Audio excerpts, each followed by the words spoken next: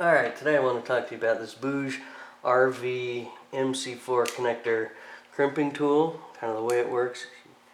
Pull it down and it locks and then it opens. But in order to make a connection, I'm going to go ahead and put a male connector on this black wire.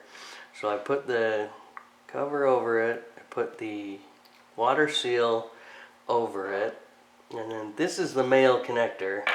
Although it looks like it's female, the male connector part is actually the inside part. And so you'll take it and you just put the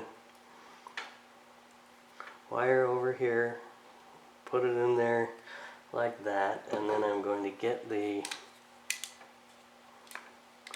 tool lined up for the 6mm piece, and then I'm going to drop it.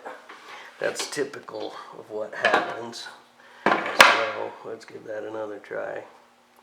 Get that on there, line it up so that it goes in, and we'll crimp the edges,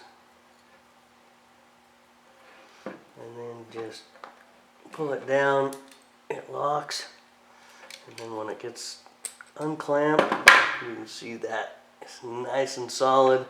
Then you just take your male connector, slide it up